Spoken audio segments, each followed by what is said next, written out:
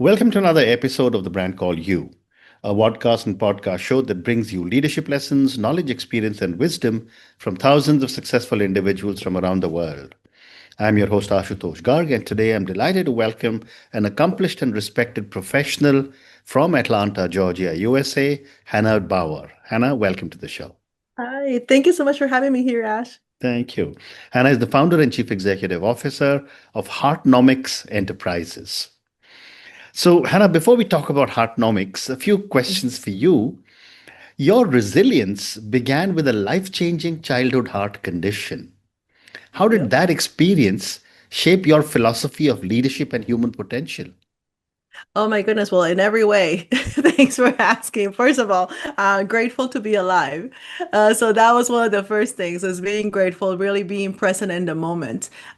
Growing up, I was completely healthy. 4 years of age, I was diagnosed with a terminal disease at the time. Wow. There was no Mm, cure. mm, So from the time of the age of 4 to 14, I was battling heart problems. So for anyone who's wondering, well, what does that feel like? Well, imagine you're like you're running and your heart rate goes fast, right? So that's good but for me, because yeah. nothing, the running didn't make it go fast, it would go into tachycardia.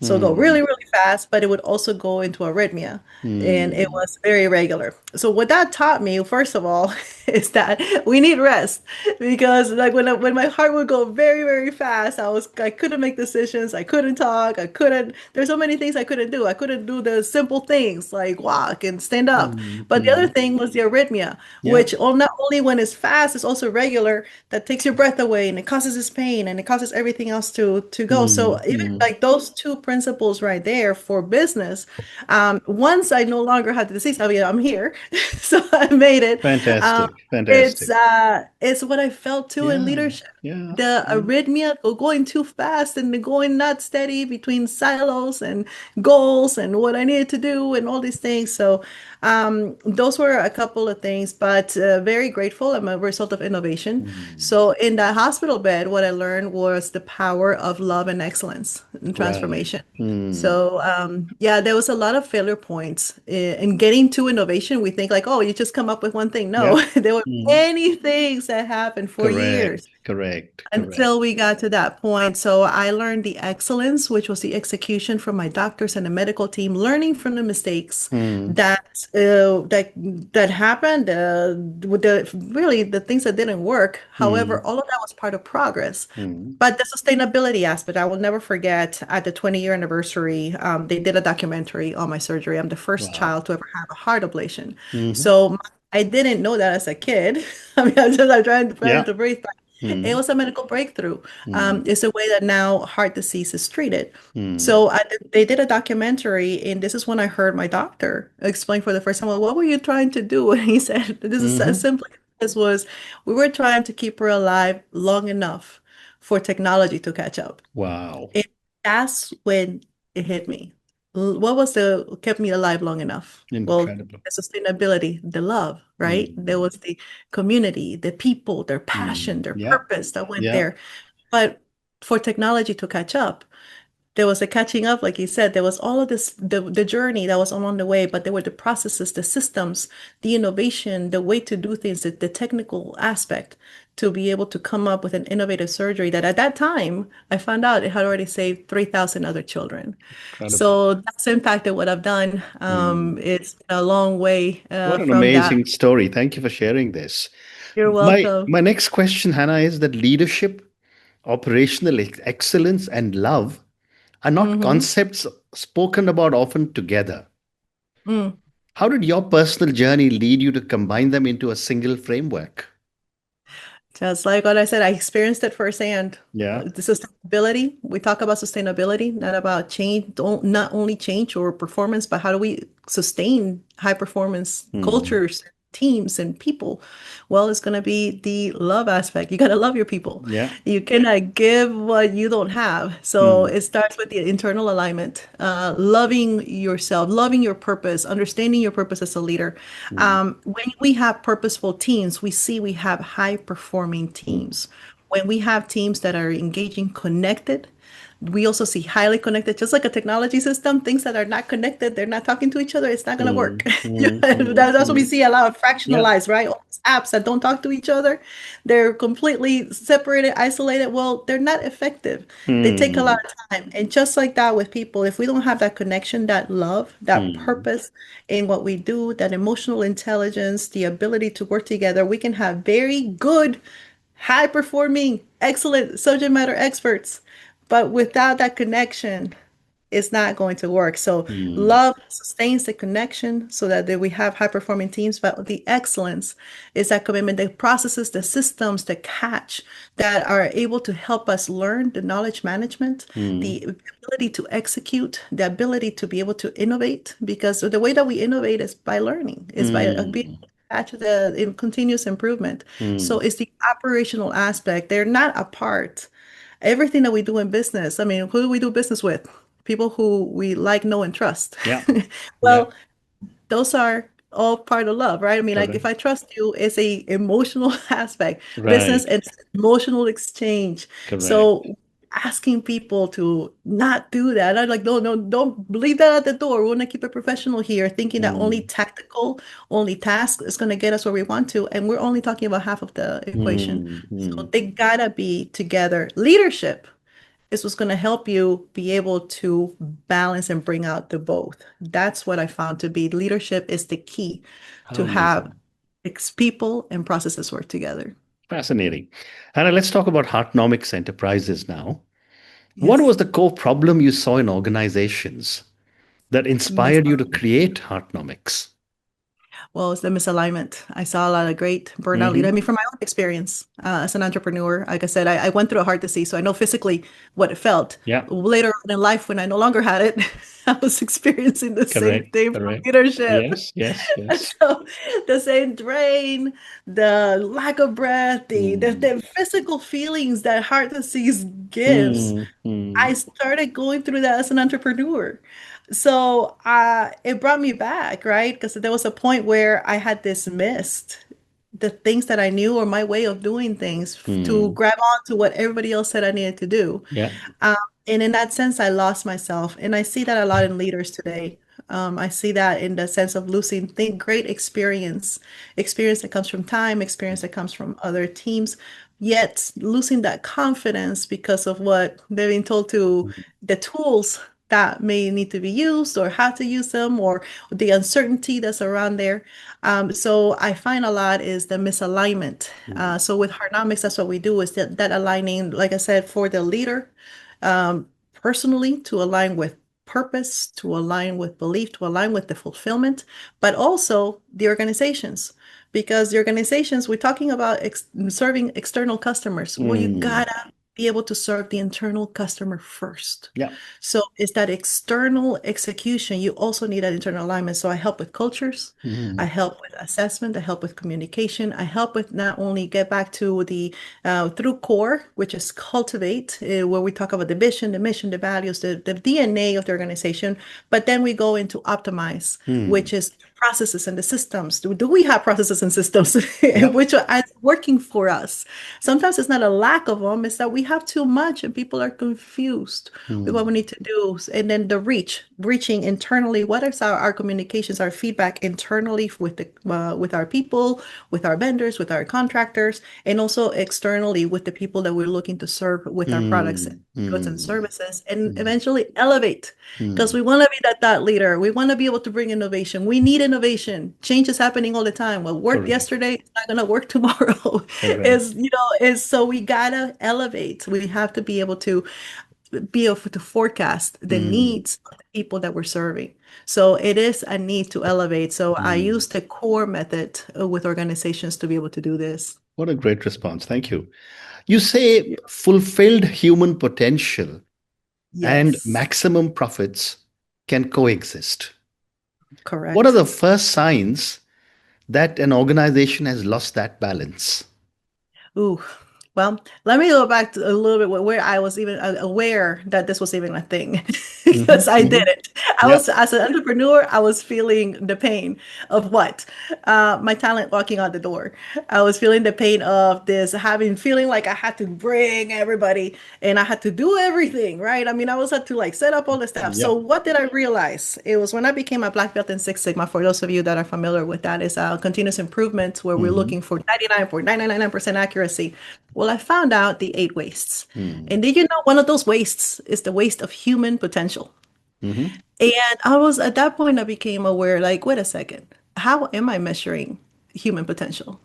How am I doing this? So for me, really, not only being aware that one, there is talent and potential Mm-hmm. that I'm not tapping into because I'm not keeping a pulse on it. Mm-hmm. And the second part is how do I then also become, or what is the culture that I have that will sustain and bring out that talent so that I don't have the loss of human potential? We need new solutions. I mean, we've seen that all this, we talk about uncertainty, things like, things are happening from the outside, but there's also, we're human beings. We're here. This Mm-hmm. tools, we developed them. Yeah. We have created this thing. So there's greatness inside of us. There's still a lot of creativity left. There Mm-hmm. is a place for the human. These are tools for the human that are created by humans, that are made to serve humans.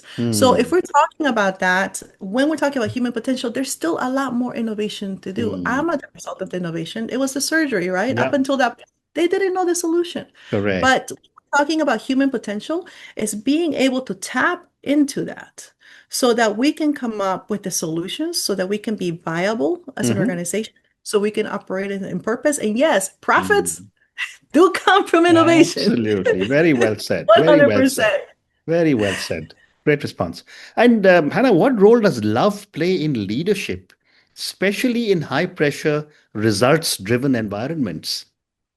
Well, high pressure results driven environments require a lot of higher, what we call, higher level decision making. Correct. Well, if we go back to the Maslow's hierarchy of needs, where, where we have the basic, right? Like the need for safety, the need for the ability to have that security. Well, Hmm. that's gonna take love.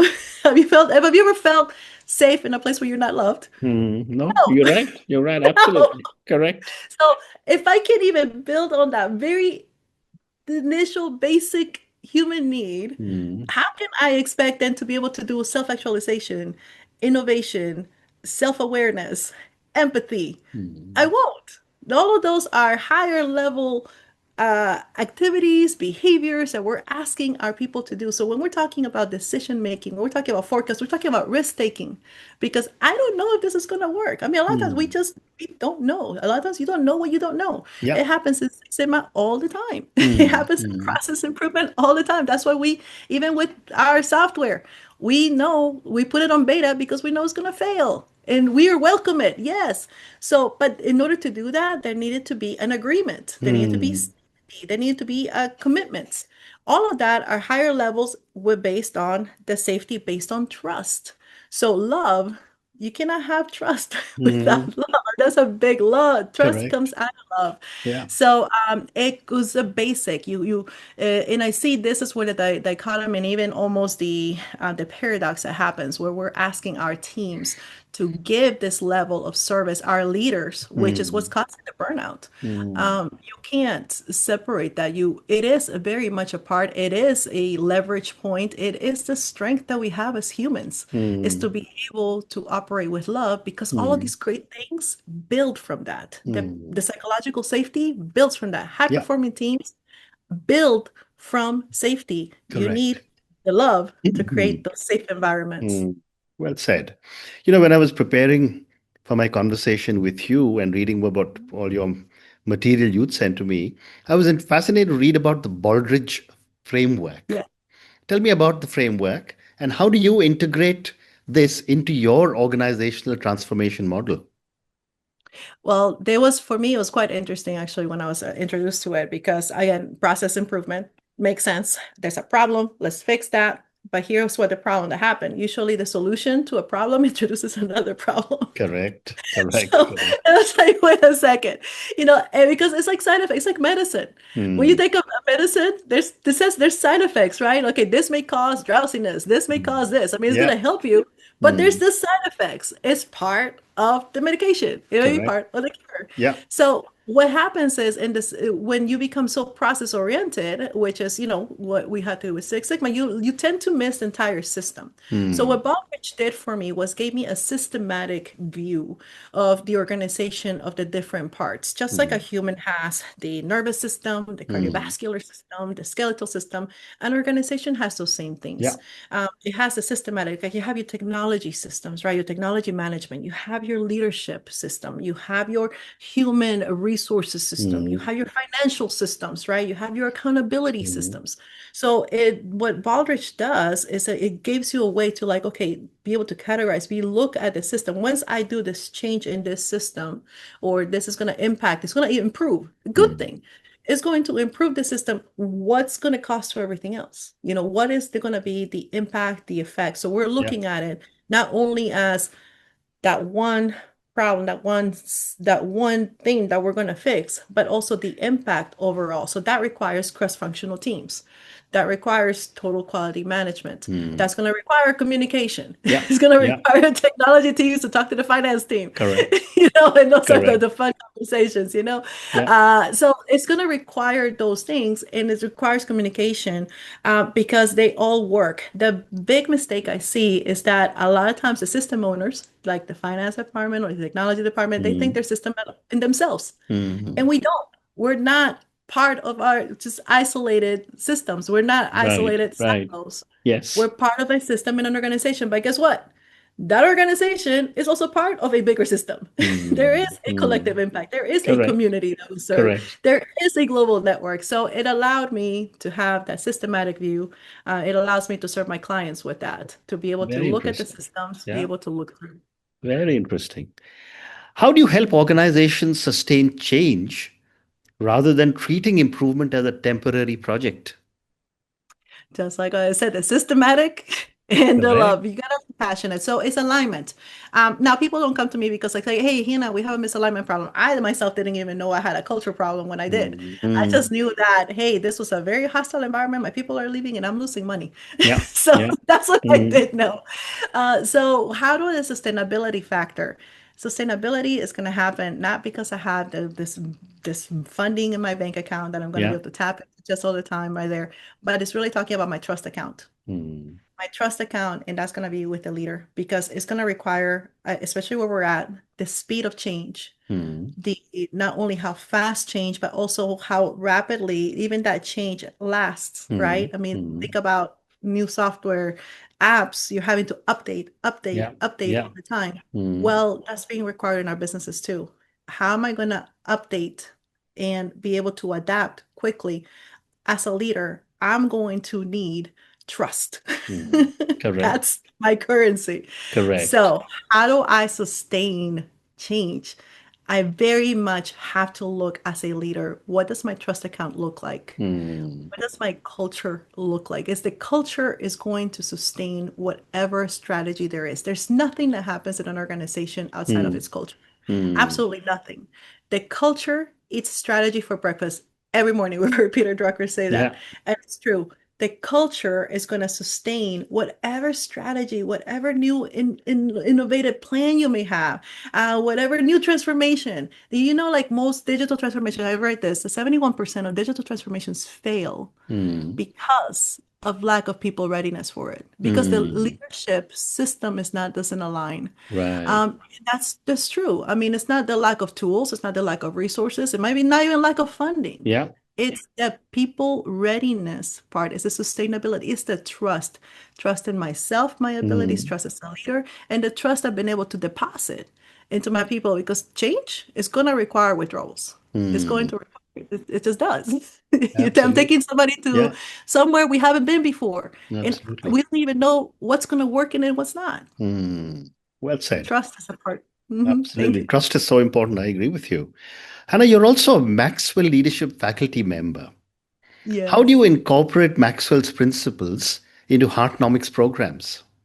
Oh my goodness. Well, Maxwell is really my heart. So the Maxwell, one of the things that about John Maxwell from the beginning that it touched my heart was that everything rises and falls on Mm, leadership. mm, And leadership really is influence, nothing more, nothing less. correct. So in looking at that, that's exactly how I utilize Maxwell leadership is Mm, taking a look at the leader. yeah. It's easy to point fingers at the people in the process or this KPI wasn't met or all this stuff, but we need to look at the leadership system. So with Maxwell, he's one of the gurus around the world, the best guru. I actually had the privilege to start listening to him and reading books in the hospital. It was one of Hmm. the few access of materials that I had was a Maxwell book. Hmm. So the way I incorporate it is by paying attention really to that connection aspect. It's something that Hmm. Maxwell is known for is connection, Yeah. the human connection, the human network, the leadership aspect, the self-aware leader, the communication that has to happen, the effective communication. And I believe that there's no greater communicator right now Mm, than Maxwell. So I get to bring those principles to the business yeah. place, to the teams, to the executives, so that not only are they doing great work, but they're Mm, growing, mm, making that shift from goal-oriented to growth-oriented. And there's a difference correct. when we open ourselves to become a growth-oriented individual, a Mm, growth-oriented organization. In Maxwell, the methods, the programs that I have in there help companies do exactly that. mm. Amazing. And I have time for two more questions for you. We've already spoken about love, strategy, culture, and execution. And Yes. therefore, I want to ask you, how does Heartnomics bridge the gap between love, strategy, culture, and execution in a real world scenario? And give me an example if you can.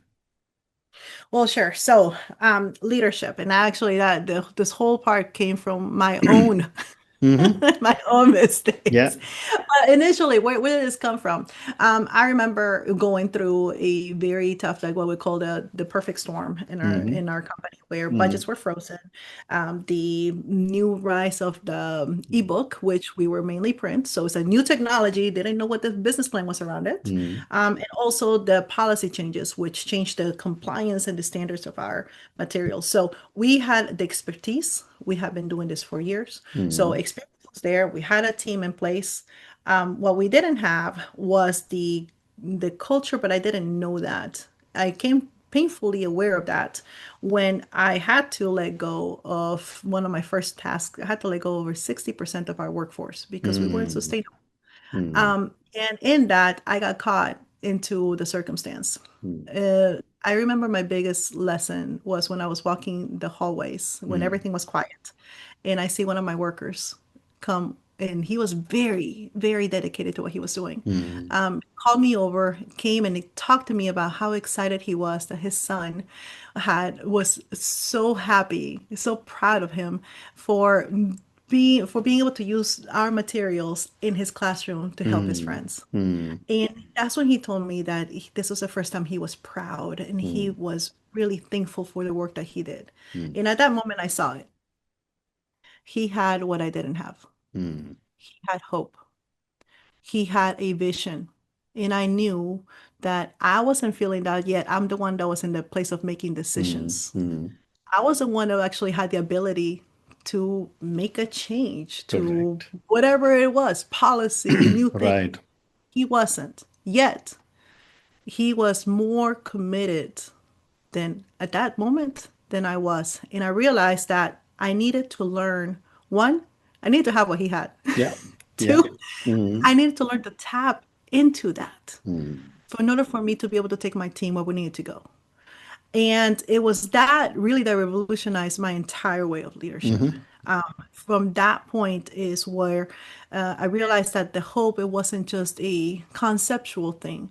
It was really a tactical skill Yeah. that needed to be grown. So that is what I've been able to help with leaders. Sometimes leaders think, oh, they're under resource or the people are not listening. And really what I real or there's no time. And what I have come time and time again in my executive coaching and with Hmm. people that they were right at the same place where I was. Hmm. And it was that they had lost hope Yeah. and the abilities, the hope even in the place, what are we doing in this marketplace? Is there a space for me? Is there Mm. a space for my team? Because that's where I was. So that's how I'm able to now help because I understand the pain of it. I understand the humbleness that had to come from that. Yeah, And really the realizing that the hope starts with listening. I had to listen. absolutely. This greatest lesson came from the person in the front line, the hardest hit place. Again, not somebody that had great impact, but yes, he did. He had the greatest of impact because Mm. he taught me one of the greatest things that we could do, and that's what helped the whole entire business turn around. Mm. Amazing. Thank you. And my last Yeah. question for you, Hannah. If an organization or a leader could only implement only one heartnomics practice tomorrow, which one should it be and why? Well, the heart knowledge practice, what I always go to is the core. So there's a heartbeat, which is the individual, right? So Yeah. all the heartbeats in the organization, but I also have the heart core. And it's Hmm. easy. Core is for cultivate, optimize, reach, and elevate. So Hmm. cultivate, real quick. Hmm. Mission, vision, values. What is the DNA in your organization? Hmm.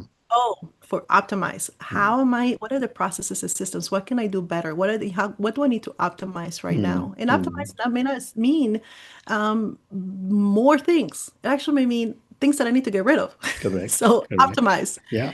Then reach. Hmm. How am I reaching my internal customer and my external customer? So what is the Hmm. current reach that I have? And Hmm. then elevate. Hmm. And elevate is how do I become that thought leader? What innovation needs to happen? Even in elevation, there's curiosity. How are we maintaining that curiosity as an organization into the problem that we're solving together so that we can elevate what we're doing? So core, Hmm. I say Hmm. hardcore. Look at your cultivate, optimize, reach, and elevate. Amazing. Amazing. And on that note, Hannah, I just want to say what a fascinating conversation this has been with you, filled with so much information, knowledge, and so many amazing tips that you've given to me and to my viewers and listeners of leading from the heart, doing things right with love. I loved your comment, can you ever work in an organization when you're not loved? And that's such a powerful statement. I wish every leader in every organization asked the same question. Thank you for speaking to me and good luck to you. Oh, thank you, Ash. Thank you so much for the work that you're doing. Thank you. Thank you for listening to the Brand Called You videocast and podcast, a platform that brings you knowledge, experience, and wisdom of hundreds of successful individuals from around the world. Do visit our website www.tbcy.in to watch and listen to the stories of many more individuals. You can also follow us on YouTube, Facebook, Instagram, and Twitter. Just search for the brand called You.